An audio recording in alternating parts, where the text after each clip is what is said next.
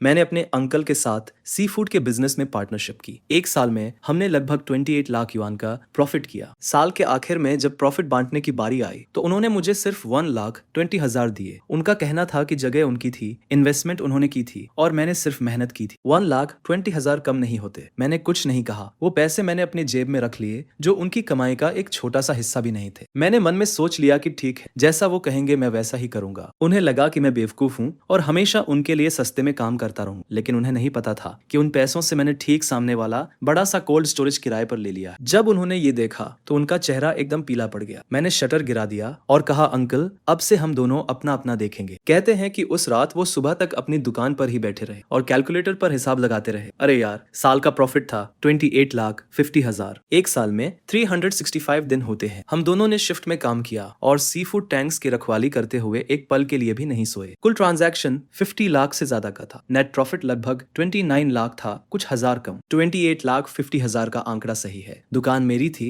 Investment मैंने की थी और बड़े होटल्स के साथ रिलेशनशिप भी मैंने ही संभाली थी। उन्होंने सिर्फ मेहनत की थी। उन्होंने मेरी तरफ देखा और फिर बोले, मुझे ऐसे मत देखो। अगर मैं किसी और हेल्पर को रखता तो ज्यादा से ज्यादा 10,000 युआन महीना देता। साथ ही मुझे उसके खाने, रहने और सोशल सिक्योरिटी का भी ध्यान रखना पड़ता। ये 1,20,000 तुम्हारी बचत है, ये कम नहीं है। वेयर एंड टेयर, डिप्रिशिएशन और कलेक्शन मैनेजमेंट को मिलाकर मैंने तो पूरे साल उन पुरानी रेफ्रिजरेशन मशीन्स को रिपेयर करने में ही 30,000 से ज्यादा खर्च कर दिए। वो सही कह रहे थे। दुकान और इन्वेस्टमेंट उनकी थी, लेकिन उन 27,30,000 में से कितने मेरी मेहनत और खून पसीने से कमाए गए थे, उन्होंने कभी ये हिसाब नहीं लगाया। मैंने कहा, ठीक है, जैसा आप कहेंगे मैं वैसा ही करूं। फिर उन्होंने कहा, चलो अब ज्यादा मत सोचो। नए साल के पहले दिन अच्छी क्वालिटी की लॉबस्टर का एक कंसाइनमेंट पोर्ट पर कम प्राइस में आएगा, वहां जल्दी पहुंच जाना। मैं घर नहीं गया। मेरे पास वो 1,20,000 युआन थे। मुझे डर था कि मेरी माँ मुझसे पूछेंगी कि मैंने अपने अंकल के साथ इस साल कितना कमाया और हमने प्रॉफिट कैसे बांटा। मेरे पास कोई जवाब नहीं था। पार्टनरशिप शुरू करते वक्त उन्होंने मुझसे कहा था, अरे हम तो फैमिली है। उसने मुझसे कहा था, हम मुनाफा बराबर बांटेंगे। जहां मैं खाऊंगा तुम भी खाओगे। न्यू ईयर से पहले उसने कहा था कि हम बराबर बांटेंगे। न्यू ईयर के बाद वो कहने लगा कि मेहनत तो सिर्फ मैंने की है। मैंने उस आंकड़े को बहुत देर तक देखा। क्या मेरी सारी मेहनत बस इतनी ही थी? क्या उसने ये नहीं कहा था कि वो पोजीशन उसकी है? तो ठीक है, अब मेरी अपनी होगी। मैंने मार्केट के लीजिंग सुपरवाइजर को सामने वाले 500 स्क्वायर मीटर के बड़े से रेफ्रिजरेटर के बारे में कॉल किया। रेंट और डिपॉजिट मिलाकर सिर्फ 1,20,000 थे। नीचे के सारे छोटे कस्टमर्स को तो मैं पहले से ही जानता था। मैं 3 दिन में कॉन्ट्रैक्ट साइन करके न्यू ईयर से पहले ओपनिंग कर सकता था। उसी रात मैंने सुपरवाइजर के टेबल पर पैसे रख दिए। हमने उसी रात कॉन्ट्रैक्ट साइन किया और मेरे हाथ में उस रेफ्रिजरेटर की चाबियां आ गई। मुझे पता चल गया कि अब मेरी डेस्टिनी किसी और के हाथ में नहीं है। न्यू ईयर के पहले दिन सुबह 4 o'clock बजे डॉक पर बर्फीली हवा चल रही थी। मैं हमेशा से 2 घंटे पहले पहुंच गया। जब शिप का कैप्टन आया तो मैं उसके पास गया। ओल्ड जान, मुझे लॉबस्टर का पूरा लॉट चाहिए, कैश पेमेंट अभी के अभी। कैप्टन हैरान रह गया। अरे तुम्हारे अंकल ने तुम्हें बताया नहीं?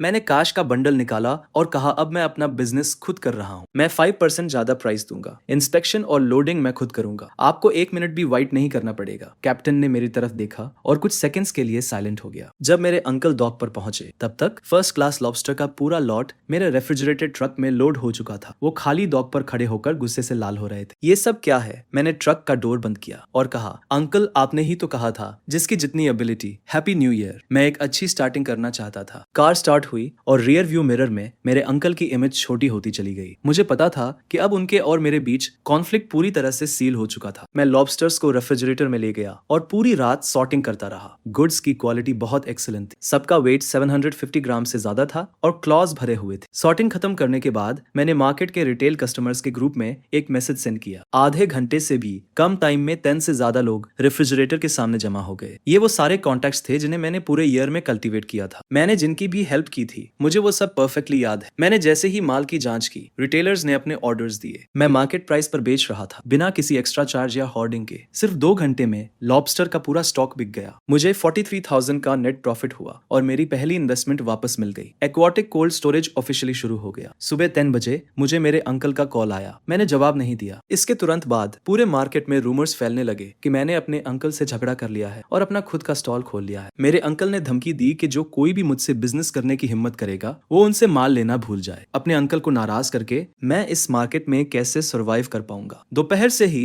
रिटेलर्स ने अपने ऑर्डर्स कैंसिल करने के लिए कॉल्स करना शुरू कर दिया। सब अर्जेंट टोन में बात कर रहे थे। कह रहे थे कि उनके घर में कुछ प्रॉब्लम है और वे फिलहाल माल नहीं खरीदेंगे। मैं समझ गया कि क्या हो रहा है। मैंने और कुछ नहीं नहीं कहा और पूरी डिपॉजिट वापस कर दी। दोपहर 3 बजे मेरे अंकल मार्केट के कुछ पुराने स्टॉल ओनर्स के साथ आए और मेरे कोल्ड स्टोरेज का एंट्रेंस ब्लॉक कर दिया। उंगली दिखाते हुए उन्होंने मुझे एहसान फरामोश कहा। उन्होंने कहा कि उन्होंने मुझे गांव से निकाला, मुझे बिजनेस करना सिखाया और मैं उन्हें गलत तरीके से पे कर रहा हूँ। लोग हमें घेरने लगे, सब ड्रामा देखने को बेताब थे। मैंने उनसे 1,20,000 युआन के बारे में बहस नहीं की। मैंने बस उनसे कामली पूछा कि वो क्या चाहते हैं। अंकल कुछ देर के लिए चुप हो गए, लेकिन आखिरकार धमकी दी कि मार्केट के शिप्स के कैप्टन और बड़े कस्टमर्स मुझसे डील करने की हिम्मत नहीं करेंगे। उन्होंने कहा कि मैं बंद होने का इंतजार करूं। वो मुड़े और चले गए। दूसरे ओनर्स भी उनके पीछे चले गए और धीरे धीरे भीड़ छट गई। फुसफुसाहटें जारी रही। मैं कोल्ड स्टोरेज के सामने खड़ा होकर उनकी पीठ को देखता रहा, बिना किसी रिएक्शन के। मैं 1 साल से इस मार्केट में स्ट्रगल कर रहा। कौन सा शिप कब डॉक करता है, किस रिटेलर को किस माल की जरूरत है, मुझे सबसे बेहतर पता है। मेरे अंकल को लगता है कि उन्होंने मेरी लाइफ कंट्रोल कर ली है, लेकिन उन्हें नहीं पता कि ट्रू रिलेशंस मेहनत से कमाए जाते हैं, वो थ्रेट से नहीं टिकते। उस रात मैंने अपना साइन बोर्ड टांग दिया, थोक एजी जलीय उत्पाद। 5 बड़े अक्षर सीधे मेरे अंकल के स्टॉल की ओर देख रहे थे। रात की रोशनी में चमकते हुए मैंने मार्केट के एंट्रेंस पर एक नोटिस भी चिपका दिया, जिसमें एक ऑपरेटर की भर्ती की जा रही थी। मुझे महीने के 12,000 का सैलरी मिलता है, जिसमें खाना, रहना और सोशल सिक्योरिटी भी शामिल है। अगर काम अच्छा रहे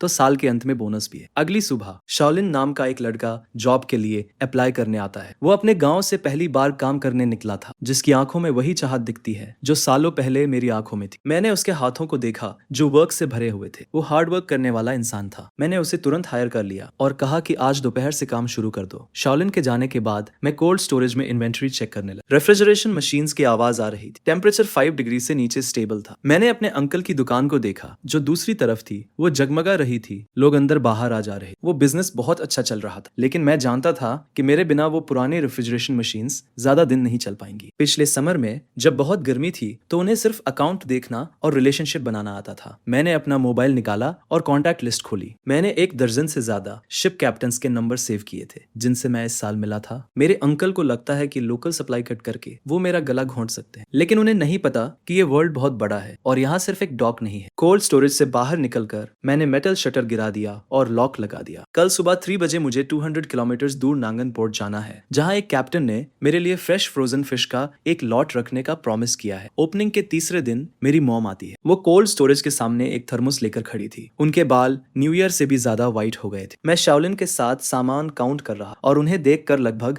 रजिस्टर बुक गिर ही गया था। मेरी मॉम ने कुछ नहीं कहा, बस थर्मोस को टेबल पर रख दिया। उसमें रिब सूप था जो मुझे सबसे ज्यादा पसंद है। उन्होंने चारों ओर देखा, इस 500 स्क्वायर मीटर के कोल्ड स्टोरेज को देखा और वॉल पर टंगे एजी के साइन को देखा। उनकी आंखें लाल हो गई। तो मैंने शाओलिन को काम करने के लिए कहा और अपनी मॉम के लिए एक चेयर खींच दी। वो चुपचाप बैठी रही। फिर फाइनली मुझसे पूछा कि क्या ये सच है कि मेरा झगड़ा मेरे अंकल से हुआ है। मैंने हाँ में सिर हिलाया। इसके थोड़ी देर बाद मेरी मॉम साइक करते हुए कहती है कि कल अंकल घर आए थे। वो मेरे सामने 2 घंटे तक रोए और कहने लगे कि मैं कितना अनथॉकफुल हूँ। कहानी कुछ ऐसी शुरू होती है कि 1 साल तक मेरे साथ कड़ी मेहनत करने के बाद आखिर में मैंने उससे बिजनेस छीन लिया और उसका सारा माल ब्लॉक कर दिया। वो सबको कह रहा था कि मैं उसे बर्बाद कर रहा हूँ, जिस पर मेरी माँ मुझसे कहती है, तेरे चाचा ने मुझे तुझे समझाने के लिए कहा है कि तू कोल्ड स्टोरेज वापस उसे दे दे और उसके साथ काम करना शुरू कर दे। वो तुझे बोनस भी देगा, साल के 2 लाख देगा। ये सब सुनकर मैं कुछ नहीं कहता, बस दराज से एक फाइल निकालकर अपनी माँ को दे देता हूँ। उस फाइल में पूरे साल के मेरे काम का रिकॉर्ड था। हर खरीदारी का बिल, हर मरम्मत का बिल, हर कॉल रिकॉर्ड और फ्रिज के रख रखाव का रिकॉर्ड भी था। मैंने लाल पेन से कुछ जरूरी बातें मार्क की थी, जैसे पिछले साल जुलाई में यूनिट 3 का कंप्रेसर खराब हो गया था। तब मैं 36 घंटे लगातार उसे ठीक करता रहा और मेरा चाचा एसी वाले कमरे में बैठकर ताश खेल रहा था। फिर सितंबर में एक रेस्टोरेंट पर 1.5 लाख बाकी थे। मैं उन्हें वसूल करने के लिए आधे महीने तक भागता रहा। मेरे चाचा ने कहा कि ये तो मेरा काम है। नवंबर में सुबह 2 बजे माल आया। मैंने अकेले ही 3 टन सी फूड उतारा, जिस वजह से मेरी पीठ में 1 महीने के लिए चोट लग गई और मेरे चाचा अगले दिन सिर्फ हिसाब करने आए। मेरी माँ वो सारे रिसीट देख रही थी और उनके हाथ कांपने लगे। मैंने उनसे कहा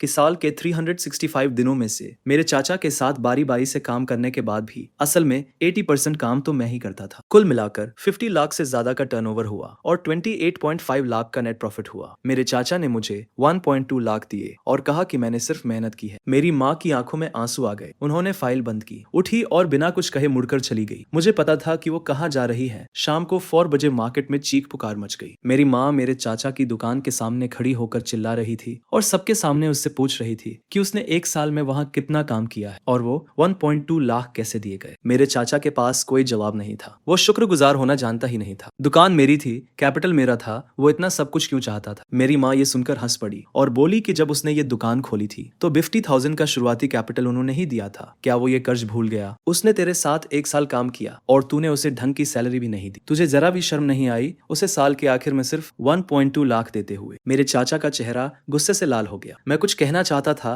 पर मुझसे एक शब्द भी नहीं निकला, जिस पर मेरी माँ मुड़ी और चली गई। मेरे कोल्ड स्टोरेज के दरवाजे से गुजरते हुए वो रुकी, मेरी तरफ देखा और उसकी आंखों में कोई शिकायत नहीं थी, सिर्फ दर्द और एक्सेप्टेंस था। वो सिर्फ 4 वर्ड्स बोली, इसे ठीक से करना। उस रात मैंने अपनी माँ को देखा कि कैसे वो मछलियों को छांटती है, कैसे सी फूड की फ्रेशनेस को जज करती है। वो बहुत सीरियसली सीख रही थी, नोट्स ले रही थी और सवाल पूछ रही थी। उसे देखकर मुझे 1 साल पहले का मैं याद आ गया। उस वक्त मैं भी ऐसा ही था। मुझे लगता था कि अगर मैं तकलीफ उठाने को तैयार हूँ तो मेरे अंकल मेरे साथ ईमानदारी से पेश आएंगे। अब मुझे समझ में आया है कि इस दुनिया में सिर्फ अपनी पोजीशन ही सबसे रिलायबल होती है। रात के 11 बजे मेरे अंकल की दुकान जो ठीक सामने थी अब भी खुली थी। मैंने ग्लास से देखा कि वो अकेले बैठे हुए हिसाब की किताब देख रहे थे और उनके पास रखा रेफ्रिजरेटर अजीब सी आवाज कर रहा था और स्क्रीन पर टेम्परेचर अनस्टेबल दिख रहा था। मैंने अपनी नजरें हटा ली और वेयरहाउस का डोर बंद कर दिया। कल एक अर्जेंट ऑर्डर है, मैं फेल नहीं हो सकता। दुकान खुलने के 5वें दिन मेरी सप्लाई काट दी गई। सुबह 4 बजे मैं हमेशा की तरह सामान लेने घाट पर गया। ओल्ड जान की नाव पहले ही आ चुकी थी, लेकिन मुझे देखकर उसने सिर हिला दिया। उसने मुझसे कहा, मुझे माफ करना, आज का सारा माल तुम्हारे अंकल ने बुक कर लिया है। प्राइस मार्केट से 20% ज्यादा है। मैं शॉक्ड रह गया। मैं दूसरे कैप्टन्स को ढूंढने के लिए मुड़ा, पर सबको पूछने के बाद जवाब वही था। मेरे अंकल ने मार्केट और दूसरे बड़े दुकानों के साथ मिलकर सारे लोकल सप्लाईज को मार्केट प्राइस से 20% ज्यादा प्राइस पर खरीद लिया था। मैं खाली घाट पर खड़ा रहा, सी फूड की नावों को जाते हुए देख रहा था और मेरे हाथ में सिगरेट जलकर खत्म हो गई। जब मैं वेयरहाउस वापस आया तो शाओलिन मेरा इंतजार कर रही थी। मुझे खाली हाथ देखकर उसके चेहरे पर चिंता दिख रही थी। मैंने उससे ज्यादा कुछ नहीं कहा, बस उसे आराम करने के लिए कहा। मैं ऑफिस में अकेला बैठ गया और अपनी कॉन्टैक्ट लिस्ट देखने लगा। अगर लोकल सप्लाई ब्लॉक हो गई है तो मैं बाहर से लाऊंगा। मुझे याद आया कि 2 महीने पहले जब मैं नए साउथ पियर पर सामान ट्रांसपोर्ट कर रहा था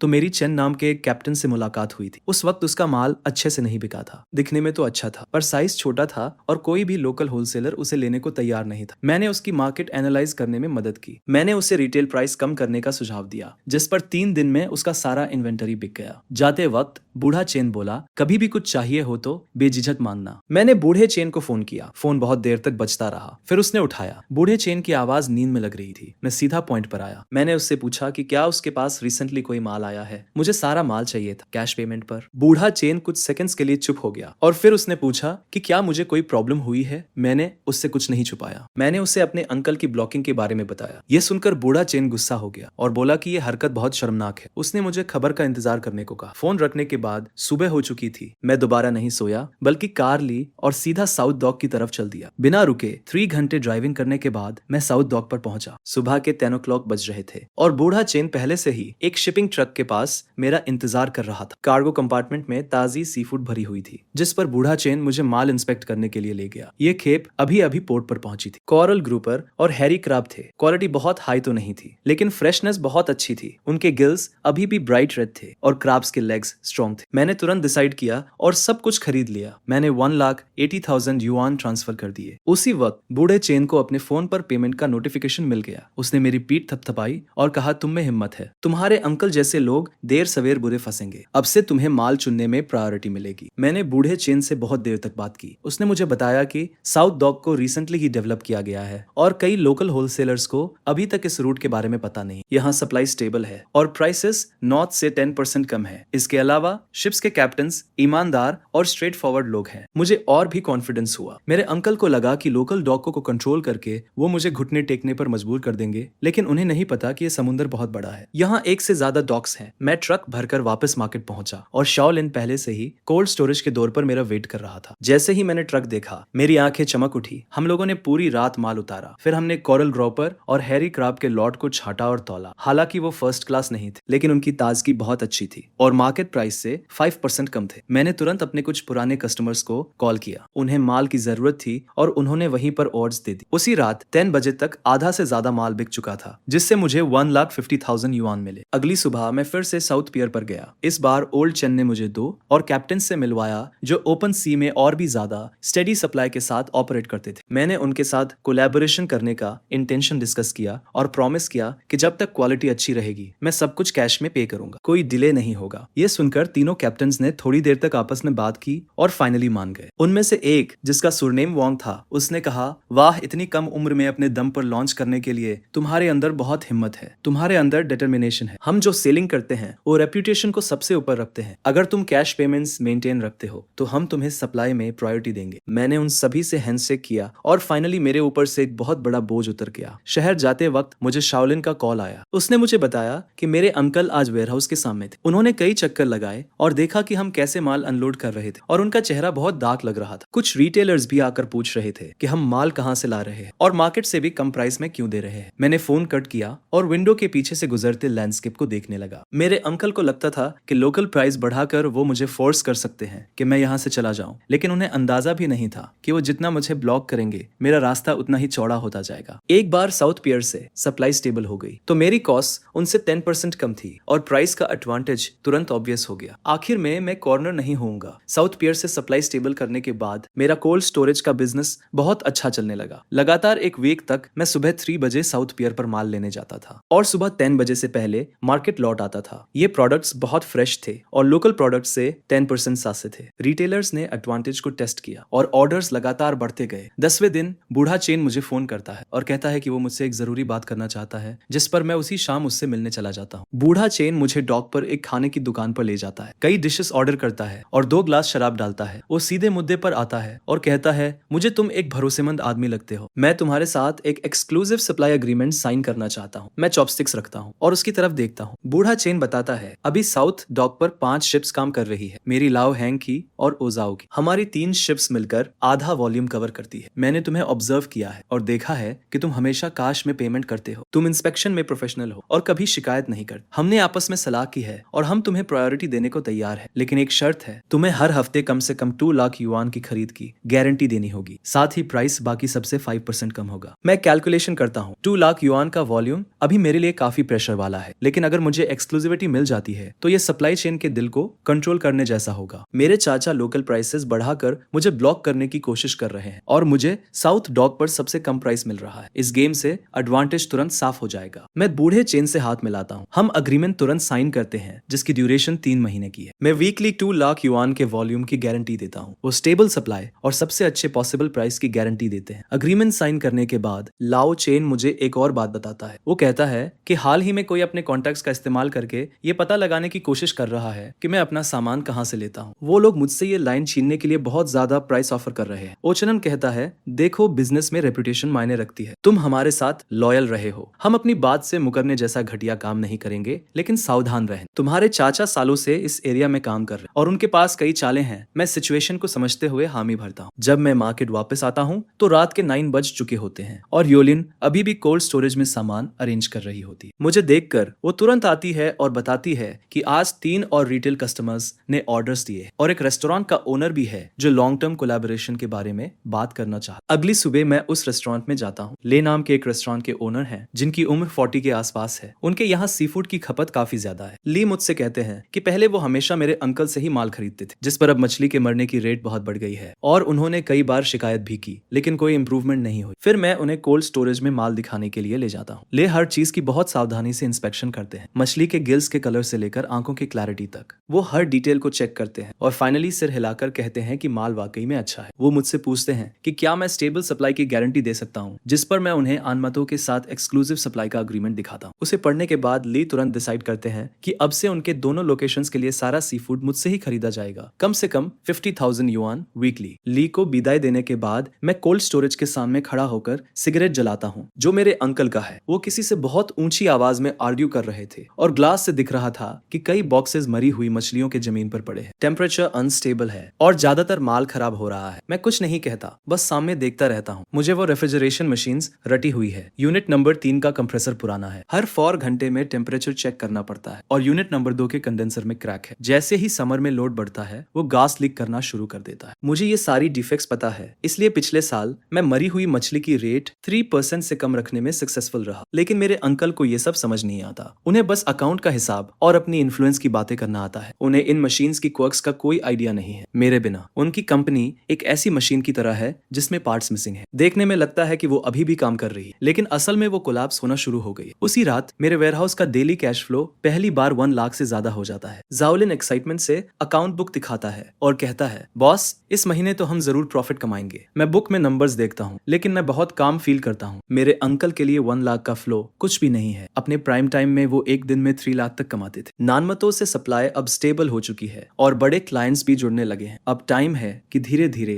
अपने अंकल का मार्केट शेयर खाया जाए। रात के 3 बजे सामने वाली स्टॉल की लाइट अभी भी जल रही थी। मेरे अंकल वहां अकेले बैठे थे, बस मरी हुई मछलियों के ढेर को घूर रहे थे। उनके बगल में रखा हुआ रेफ्रिजरेशन मशीन एक अजीब सी आवाज कर रहा था और स्क्रीन पर टेम्परेचर एकदम फ्लक्चुएट हो रहा था। मैं शटर डाउन करता हूँ, वेयरहाउस बंद करता हूँ और मुझे कल सुबह 3 बजे नानमतो में किंग क्रैब्स की कंसाइनमेंट रिसीव करनी है। एक्सक्लूसिव सप्लाई एग्रीमेंट साइन करने के 3 वीक्स बाद मेरा डेली कैश फ्लो 1,20,000 से ऊपर ही रहता है। उस दोपहर लाओ चन का मुझे अचानक कॉल आता है और उसकी टोन बहुत सीरियस थी। वो बताता है कि किसी ने नानमतो की सप्लाई खरीदने के लिए मुझसे 20% ज्यादा ऑफर किया है। वो दूसरा आदमी लाओलियू है जो पूरे फिश मार्केट में मेरे अंकल का सबसे करीबी है। मुझे अंदर से एक झटका लगता है। मुझे पता था कि अब मेरे अंकल सीरियस हो रहे हैं। लाओ चन कहता है, यार वो प्राइस सच में बहुत टेम्पटिंग है, लेकिन हमने बात कर ली है और बिजनेस में रेपुटेशन बहुत इंपॉर्टेंट होती है। अभी तो अग्रीमेंट को 3 वीक्स ही हुए हैं। हम ऐसे अचानक अपना डिसीजन नहीं बदल सकते। मैं तुम्हें बस वार्न करने के लिए कॉल कर रहा हूँ कि इस बार तुम्हारे अंकल पूरी तरह से सीरियस हैं। मैं लाओ चन को थैंक्स कहता हूँ और उसी रात नानमतो ड्राइव करके चला जाता हूँ। वहाँ तीनों कैप्टन्स मौजूद। मैं उन्हें डिनर पर इन्वाइट करता हूँ और खाना खाते वक्त मैं प्राइस इंक्रीज के बारे में कुछ भी मेंशन नहीं करता। हम बस इस बारे में बात करते हैं कि फिशिंग कितनी हार्ड जॉब है और मार्केट कैसा चल रहा है। लाओ वान बताता है कि उसका बेटा अगले साल कॉलेज जाने वाला है और अभी भी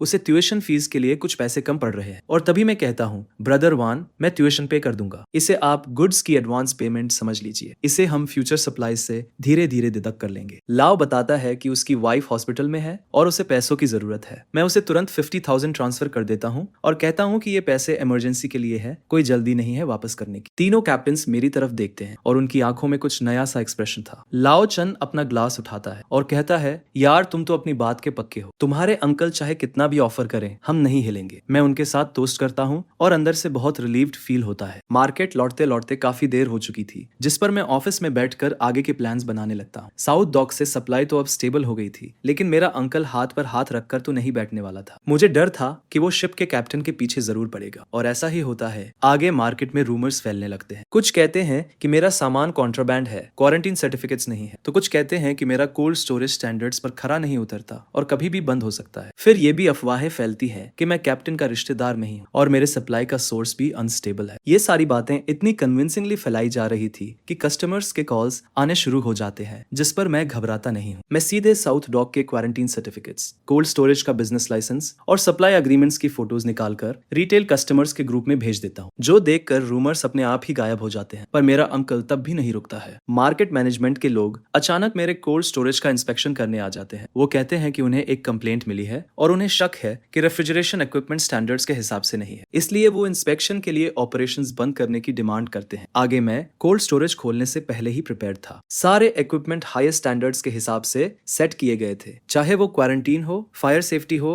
या एनवायरमेंटल प्रोटेक्शन हो। सारे सर्टिफिकेट्स ऑर्डर में थे। इंस्पेक्टर 2 घंटे तक चेक करता है, पर उसे कोई गलती नहीं मिलती और आखिर में वो खाली हाथ चला जाता है। उसे विदाई करने के बाद शाओलिन धीरे से कहती है, बॉस, किसी ने देखा कि आपके अंकल ने ही एडमिनिस्ट्रेशन में कंप्लेंट की थी। मैं सिर हिलाता हूँ। मुझे तो पहले से ही इन टैक्टिक्स का अंदाजा था। उस शाम मेरे कोल्ड स्टोरेज का डेली फ्लो 1,50,000 से ऊपर चला जाता है, जो मेरे अंकल के बिजनेस को ऑफिशियली पीछे छोड़ देता है और ये खबर पूरे मार्केट में तेजी से फैल जाती है। हर कोई कमेंट करता है कि मैं सच में जीत गया। शाम होते होते मेरे अंकल के स्टॉल के सामने क्रेडिटर्स का एक ग्रुप इकट्ठा हो जाता है, जो उनसे पेमेंट की डिमांड कर रहे थे। इस दौरान मेरी सप्लाई को ब्लॉक करने के लिए मेरे अंकल ने लोकल डॉक पर ऊंचे दामों पर माल जमा करना शुरू कर दिया और कॉस्ट बढ़ाने के लिए दूसरे स्टॉल्स के साथ मिल गया, जिससे उसकी कैपिटल चेन टाइट होने लगती है। मछलियों की मोर्टेलिटी रेट हाई बनी रहती है और वो बहुत सारे कस्टमर्स खो देता है। हालात और भी मुश्किल होते जा रहे थे। शाओलिन ने मुझसे कहा, आज फिर तुम्हारे अंकल की कूलिंग मशीन नंबर 3 खराब हो गई। एक पूरा क्राट किंग क्रैब्स मर गए। कम से कम 80,000 का नुकसान हुआ है। मुझे वो कूलिंग मशीन नंबर 3 अच्छी तरह से याद है। पिछली गर्मियों में जब वो पहली बार खराब हुई थी, मैं लगातार 36 घंटे जगा रहा था उसे ठीक करने के लिए। उसका हर एक पार्ट, उसकी हर सनक मुझे पता है, लेकिन अब वो मेरी जिम्मेदारी नहीं है। रात होते ही बॉस ने मुझे कॉल किया और कहा कि उसका एक दोस्त भी मुझसे सामान खरीदना चाहता है। वो शहर में एक और रेस्टोरेंट चेन का मालिक है, हर हफ्ते कम से कम 70,000 का ऑर्डर देगा। मैंने अगले दिन उससे मिलने के लिए हाँ कर दी। कॉल काटने के बाद मैं कोल्ड स्टोरेज के सामने खड़ा हो गया। सामने वाली स्टॉल की लाइट्स अभी भी जल रही थी। शीशे से मैं अपने अंकल को देख सकता था। वो वहां अकेले बैठे हुए थे। उनके सामने बिल्स का ढेर लगा हुआ था। ऐसा लग रहा था जैसे उनके बाल और भी ज्यादा सफेद हो गए। उनका फिगर अजीब तरह से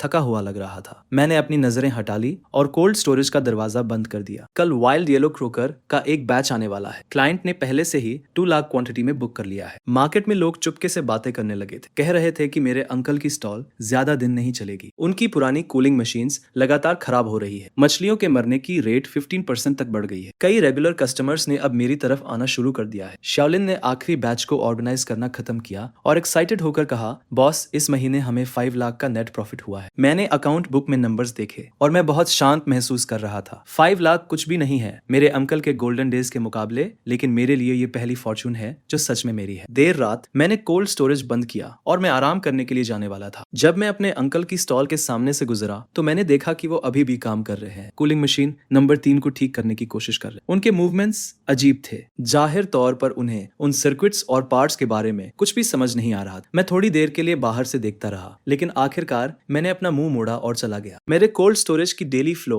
जब 1,50,000 पर स्टेबल हो गई तो मेरे अंकल ने प्राइस वॉर शुरू कर दी। अगली सुबह मार्केट में अचानक ये खबर फैल गई, मेरे अंकल की स्टॉल पर सारे सी फूड्स 20% डिस्काउंट पर मिल रहे हैं। एक लॉस पर लिक्विडेशन। कई रिटेलर्स को जैसे ही पता चलता है वो तुरंत अपनी पोजीशन पर भाग जाते हैं। तभी शाओलिन मुझसे आकर पूछता है, बॉस क्या हमें भी कीमतें कम कर देनी चाहिए? जिस पर मैं उसे मना कर देता हूँ। असल में मैं जानता हूँ कि मेरे चाचा क्या कर रहे हैं। वो मुझे प्राइस वॉर में फंसा कर बर्बाद करना चाहते हैं, जिससे मैं कीमतें कम करने पर मजबूर हो जाऊं और या तो मेरा नुकसान हो या फिर मेरे कस्टमर्स चले जाएं। पर वो एक बात भूल गए, मेरा कॉस्ट उनसे 10% कम है और मेरी सप्लाई भी ज्यादा स्टेबल है। और सबसे बड़ी बात, मुझे उनसे कीमतों में कम्पीट करने की कोई जरूरत नहीं है। मैं शाओलिन को कुछ थर्मल बॉक्सेस और रेफ्रिजरेटेड डिलीवरी व्हीकल्स खरीदने के लिए कहता हूँ। मैं अपनी सर्विस को बेहतर बनाने वाला हूँ। अब मैं हाई एंड रूट पर जाऊंगा जिसमें जीरो मोर्टेलिटी और ऑन टाइम डिलीवरी होगी। शाओलिन को ये बात समझ नहीं आती। वो कहता है कि आजकल तो सब कीमतों के लिए कम्पीट कर रहे हैं, ऐसे में ये सब करना कितना सही है। जिस पर मैं कहता हूँ कि प्राइस वॉर के आखिर में यही मायने रखता है कि कौन ज्यादा देर तक टिकता है। उनके साथ खुद को थकाने से बेहतर है कि मैं कोई और रास्ता अपनाऊं। अगले 3 दिनों तक मैं कीमतें कम नहीं करता, बल्कि अपनी पूरी एनर्जी सर्विस पर लगा देता हूँ। वेयर हाउस से निकलने वाले हर लॉट को मैं खुद चेक करता हूँ ताकि एक भी मरी हुई मछली ना हो। और डिलीवरी टाइम भी एकदम प्रिसाइज है। कस्टमर को जब सामान चाहिए उसे आधे घंटे के अंदर मिल जाना चाहिए। शुरू में कुछ रिटेलर्स मेरे चाचा की कम कीमतों से अट्रैक्ट जरूर होते हैं, लेकिन बहुत जल्द ही दिक्कतें शुरू हो जाती है। कीमतें कम रखने के लिए मेरे चाचा छोटे डॉग्स से घटिया सामान खरीदने लगते हैं और उनके रेफ्रिजरेटर्स भी ठीक नहीं है, जिसकी वजह से मछलियों की मोर्टेलिटी रेट बहुत ज्यादा बढ़ जाती है। कई रिटेलर्स को जब सामान मिलता है तो उन्हें पता चलता है कि देखने में तो उन्होंने 20% बचा लिए, लेकिन एक्चुअल कॉस्ट कैलकुलेट करने पर उनका नुकसान हो रहा है। 5वें दिन कुछ रिटेलर्स मेरे पास वापस आने लगते हैं। वो कहते हैं कि उन्हें थोड़ा ज्यादा पे करने से कोई दिक्कत नहीं, लेकिन क्वालिटी सबसे ज्यादा जरूरी है। मैं ज्यादा कुछ नहीं कहता, बस सप्लाई और सर्विस देने में लगा रहता हूँ। तभी मिस्टर ली का कॉल आता है और वो बताते हैं कि उनके दोस्त ने इवेल्युएट करके फैसला किया है कि वो अपने सारे सी फूड ऑर्डर्स मुझे ही देंगे। ये शहर के सबसे बड़े चेन होटल्स में से एक है जिसका वॉल्यूम कम से कम 1 लाख हर हफ्ते का है। उस आदमी ने मुझसे कहा, अरे मेरा दोस्त भी तुम्हारे चाचा के पास गया था, लेकिन उसका माल ठीक नहीं था और उसमें बहुत मरी हुई मछलियां थी। हालांकि तुम्हारे दाम थोड़े ज्यादा है, पर तुम्हारी मछलियां मरी हुई नहीं होती और तुम समय पर डिलीवरी करते हो, जो होटल्स के लिए सबसे जरूरी है। फिर वो आगे बताता है, मैं मिस्टर ली के दोस्त से मिला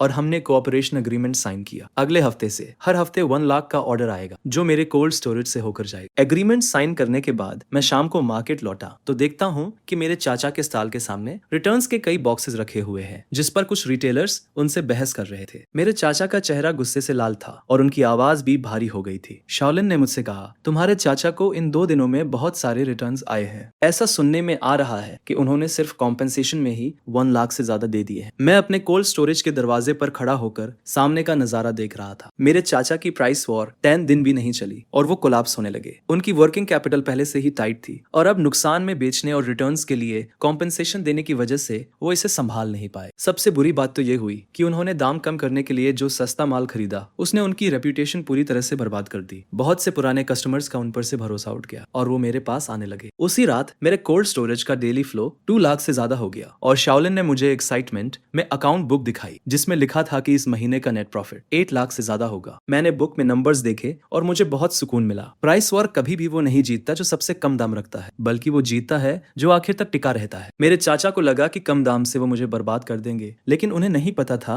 कि असली किला तो क्वालिटी और सर्विस होती। रात को बहुत देर तक सामने वाले स्टॉल की लाइट जलती रही। मेरे चाचा वहां अकेले बैठे हुए थे और उनके सामने बिल्स और रिटर्न नोट्स का ढेर लगा हुआ था। उनका फोन लगातार बज रहा था। जरूर क्रेडिटर्स होंगे जो अपना पैसा मांग रहे होंगे। मैंने अपने अपने कोल्ड स्टोरेज का दरवाजा बंद किया और आराम करने की तैयारी करने लगा। कल ऑस्ट्रेलियन लॉबस्टर्स का एक और बैच आने वाला है। मिस्टर ली के दोस्त के होटल का पहला ऑर्डर है और मैं कोई गलती नहीं कर सकता। मार्केट से बाहर निकलते वक्त मैंने एक बार पीछे मुड़कर देखा। रात के अंधेरे में मेरे चाचा की दुकान एकदम सुनसान लग रही थी और वो साइन जो 10 सालों से वहां लटका हुआ था हवा में झूल रहा था और एक अजीब सी आवाज कर रहा। मार्केट में लोग दबी आवाज में बातें करने लगे थे कि इस बार मेरे चाचा ने कुछ ज्यादा ही कर दिया। प्राइस वॉर में उन्होंने एक को नहीं बल्कि खुद को ही बर्बाद कर लिया है। कुछ लोग तो ये भी कह रहे थे कि अगर ऐसा ही चलता रहा तो मेरे चाचा की दुकान इस महीने भी नहीं टिक पाएगी। मैं इन बातों में बिल्कुल शामिल नहीं हुआ, बस चुपचाप अपना काम करता रहा। अगली सुबह ऑस्ट्रेलियन लॉबस्टर का वो शिपमेंट समय पर आ गया। मैंने खुद माल चेक किया, उसे छाटा और फिर डिस्ट्रीब्यूट किया। एकदम परफेक्ट सर्विस थी। मिस्टर ली के दोस्त को जब माल मिला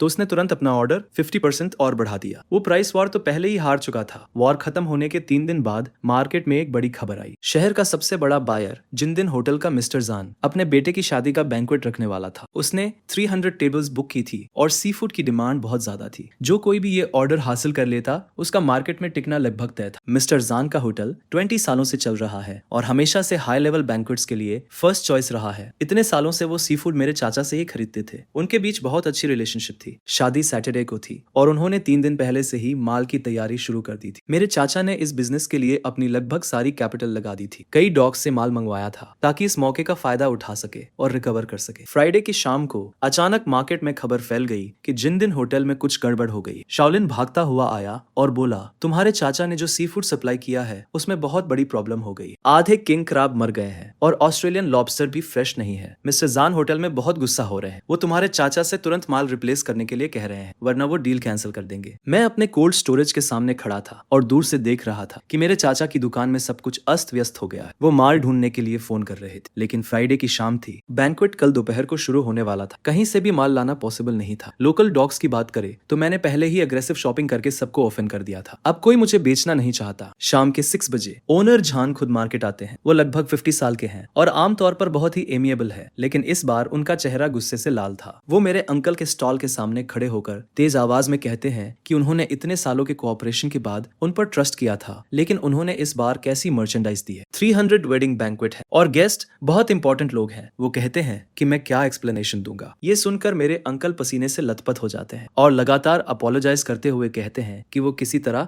मर्चेंडाइज को रिप्लेस कर देंगे। ओनर जान कहते हैं कि अगर रात 10 बजे से पहले उन्होंने अच्छी क्वालिटी के प्रोडक्ट्स नहीं दिए तो उनके बीच कोई और बिजनेस नहीं होगा। ओनर जान मुड़कर जाने लगते हैं और तभी वो मुझे मेरे रेफ्रिजरेटेड रूम के सामने खड़ा हुआ देखते हैं। वो हैरान हो जाते हैं, मेरे पास आते हैं और पूछते हैं कि क्या मैं यहाँ हूँ। मैं हाँ में सिर हिलाता हूँ और ओनर जान सीधे पूछते हैं, क्या तुम्हारे पास अभी मर्चेंडाइज है? मुझे 50 किंग क्रैब, 80 ऑस्ट्रेलियन लॉबस्टर और 100 किलोग्राम कोरल ग्रुपर चाहिए। सब कुछ जिंदा और परफेक्ट कंडीशन में होना चाहिए। क्या तुम इसे रात 10 बजे से पहले रेस्टोरेंट में डिलीवर कर सकते हो? मैं जल्दी से कैलकुलेट करता हूँ। मेरे वेयरहाउस में इन्वेंटरी काफी नहीं है, लेकिन साउथ डॉक पर बूढ़े चेन को आज ही एक बैच मिला है। मुझे क्वालिटी अच्छी तरह से पता है। साउथ डॉक से शहर और फिर जिंदन रेस्टोरेंट तक मर्चेंडाइज ले जाना समय के हिसाब से बहुत टाइट है, लेकिन इम्पॉसिबल नहीं है। मैं कहता हूँ कि मैं कर सकता हूँ, लेकिन मुझे पहले क्वालिटी इंस्पेक्ट करनी होगी ताकि कोई प्रॉब्लम ना हो। ओनर जान कुछ सेकंड के लिए चुपचाप मुझे देखते हैं और फाइनली हाँ में सिर हिलाते हैं। वो कहते हैं कि ये उनके बेटे की शादी है और वो कोई मिस्टेक नहीं देखना चाहते। मैं तुरंत बूढ़े चेन को कॉल करता हूँ और उनसे कहता हूँ कि वो आज पोर्ट पर आए, बैच को रिजर्व कर ले, और फिर शियाओलिन को कॉल करता हूँ। हम रेफ्रिजरेटेड ट्रक लोड करते हैं और सीधे साउथ डॉक के लिए निकल जाते हैं। वहां पहुंचते ही शाम के 7:30 बज चुके थे। बूढ़े चेन ने सब कुछ रेडी कर रखा था। मैं एक एक करके सब कुछ चेक करता हूँ, ये एंश्योर करते हुए कि सब कुछ वाइटलिटी से भरा हुआ है। वेरीफाई करने के बाद हम तुरंत लोड करते हैं और वापस लौट जाते हैं। हम रात 9 बजे मार्केट पहुंचते हैं। शियाओलिन और मैं पूरी रात बिना किसी डिटेल को नेग्लेक्ट किए सब कुछ सॉर्ट करते हैं। रात 9:40 पर मर्चेंडाइज लोड हो जाती है और हम जिंदन रेस्टोरेंट के लिए रवाना हो जाते हैं। मैं रेस्टोरेंट पहुंचता हूं तो ठीक 9:55 बजे थे। ओनर जान पहले से ही किचन में मेरा इंतजार कर रहा था। उसने खुद सब कुछ चेक किया। किंग क्रैब्स एकदम फ्रेश थे, उनके पिंचर्स मजबूत थे। ऑस्ट्रेलियन लॉबस्टर्स की एंटेना सही सलामत थी, जैसे उनमें एनर्जी भरी हो। कोरल ग्रुपर का कलर एकदम लाल था और उसकी आंखें भी क्लियर थी। इंस्पेक्शन के बाद ओनर जान आखिर में मुस्कुराता है। वो मेरे कंधे पर हाथ रखकर कहता कहता है, यार ये खेप तो एकदम परफेक्ट है, तुमने तो मुझे बड़ी मुसीबत से निकाल ली। मैं कहता हूँ ये तो मेरा जॉब है। ओनर जान मुझे देखता है और कहता है, भाई तुमने इस बार मेरी बहुत हेल्प की है, मैं आगे चलकर तुम्हारे साथ लॉन्ग टर्म कोऑपरेशन के बारे में बात करना चाहता हूँ। मैं हामी भर देता हूँ। जब मैं मार्केट वापस जाता हूँ तो रात के 11 बज चुके थे। मेरे अंकल की स्टॉल पर अभी भी लाइट्स जल रही थी। शीशे के अंदर से वो अकेले बैठे हुए दिख रहे थे। उनके सामने वो सारे डेड किंग क्रैब्स और लॉबस्टर्स पड़े थे। उनका फोन टेबल पर रखा था। स्क्रीन एकदम डार्क थी। शायद ओनर जान अब उनके कॉल्स नहीं उठा रहा। शाओलिन कहता है, बॉस तुम्हारे अंकल तो गए काम से। जिंदी रेस्टोरेंट शहर का सबसे बड़ा क्लाइंट है। उसे खोने के बाद उनके पास वापस उठने का कोई चांस नहीं बचेगा। मैं कोई जवाब नहीं देता, बस कोल्ड स्टोरेज का डोर बंद कर देता हूँ। कल मुझे फिर रेस्टोरेंट जाकर हेल्प करनी है ताकि वेडिंग अच्छे से हो जाए। सैटरडे वेडिंग का दिन मैं बहुत सुबह ही जिंडी रेस्टोरेंट पहुंच जाता हूँ। किचन में हलचल मची हुई थी। मैं खुद सी फूड के हर प्लेट की प्रिपरेशन पर नजर रखता हूँ। किंग क्रैब एकदम परफेक्ट बना था। ऑस्ट्रेलियन लॉबस्टर का सशीमी बहुत डिलिशियस था और स्टीम्ड ग्रुपर भी एकदम टेंडर था। ओनर जान हॉल में गेस्ट का स्वागत कर रहा था और बार बार किचन की तरफ देखकर मुस्कुरा रहा था। दोपहर 12 बजे वेडिंग शुरू होती है। 300 टेबल्स पर बैठे गेस्ट सी फूड डिशेस की तारीफ करते नहीं थकते। कुछ बिजनेस ओनर्स तो वहीं ओनर जान से पूछने लगते हैं कि ये माल कहाँ से आया है, जिस पर वो मुस्कुराते हुए जवाब देता है, ये मार्केट के एक यंग लैड सप्लाई करता है, आजकल ये मिलना थोड़ा मुश्किल है। दोपहर के 3 बजे ओनर जान मुझे अपने ऑफिस में बुलाता है और वेटर को हम दोनों के लिए टी लाने को कहता है। वो बैठता है,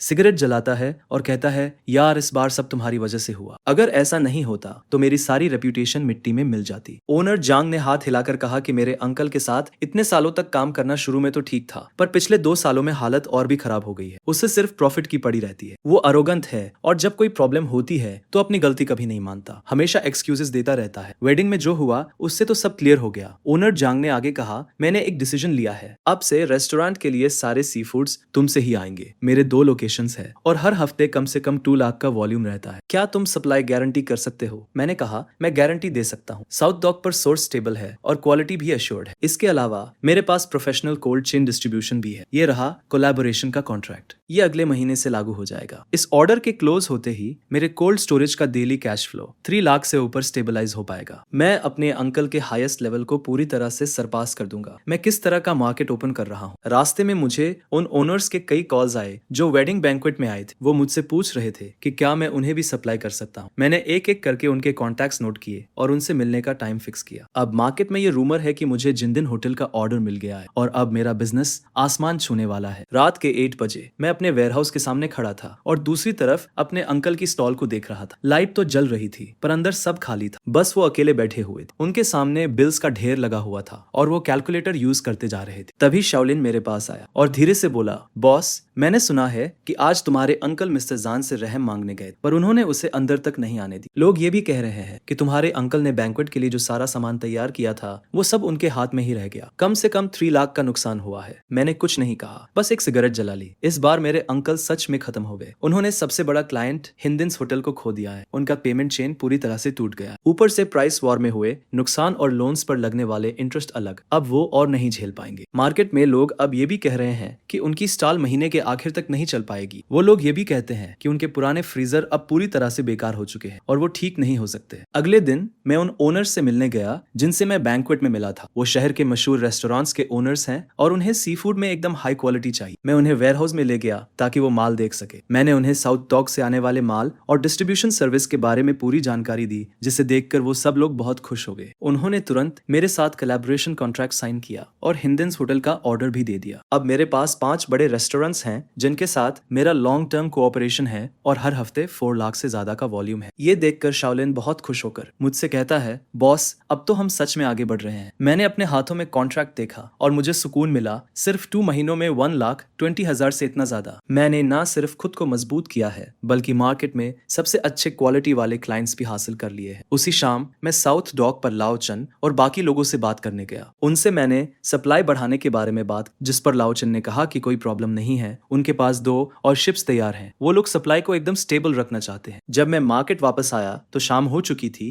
तभी मुझे मेरे चाचा का स्टॉल दिखा। वहाँ कुछ लोग खड़े थे जो उनसे अपने पैसे मांग रहे थे और वो लोग बहुत चिल्ला रहे थे। मेरे चाचा वहाँ खड़े थे। उनके बाल बिखरे हुए थे और उनका चेहरा पीला पड़ गया था। ऐसा लग रहा था जैसे वो 10 साल बूढ़े हो गए हो। शाओलिन ने मुझसे कहा, बॉस मैंने सुना है कि तुम्हारे चाचा आज बैंक में लोन लेने गए थे पर उन्होंने मना कर दिया। अब उन पर 10 लाख से ज्यादा का कर्ज है और वो उसे चुका नहीं पाएंगे। मैंने कुछ नहीं कहा। मैं सीधा वेयर हाउस चला गया और अपना काम करने लगा। कल एक और ऑर्डर पूरा करना है और हम पीछे नहीं रह सकते। हिंदिन्स होटल का ऑर्डर मिलने के बाद मेरे वेयरहाउस का हर दिन का फ्लो 3 लाख से ज्यादा हो गया। लेकिन मुझे पता था कि सिर्फ कुछ बड़े रेस्टोरेंट से काम नहीं चलेगा। मार्केट के जो रिटेलर्स हैं वो हमारी जड़ें हैं, और जब तक मैं उन सबको साथ नहीं लूंगा तब तक मैं इस मार्केट को सही से कंट्रोल नहीं कर पाऊंगा। उसी शाम मैंने मार्केट के करीब 12 रिटेलर्स को इकट्ठा किया। ये वो रिटेलर्स हैं जिनके साथ मेरे अच्छे संबंध, ये वो लोग हैं जिनके साथ मैंने पिछले 6 महीनों से काम किया है। मैंने कुछ लोगों को पैसे देकर मदद की है और कुछ लोगों को सामान दिलाने में मदद की है। मैंने उन्हें खाना परोसा और सीधे अपने आइडिया के बारे में बता दिया। मैंने उनसे कहा कि कंपटीशन बहुत फियर्स है और अकेले काम करके सरवाइव करना मुश्किल है। मैं अपने कोल्ड स्टोरेज पर ध्यान केंद्रित करते हुए एक सप्लाई अलायंस बनाना चाहता हूँ ताकि सोर्सिंग, प्राइस और डिस्ट्रीब्यूशन को यूनिफाई किया जा सके। सब मिलकर एक दूसरे को बेनिफिट पहुंचा सके और प्रॉफिट शेयर कर सके। कई लोगों ने एक दूसरे को देखा, जिस पर किसी ने पूछा कि ये ऑपरेट कैसे करेगा। मैंने कहा कि ये सिंपल है। सबसे पहले सप्लाई को सेंट्रली यहीं से मैनेज किया जाएगा, जिससे बेस्ट क्वालिटी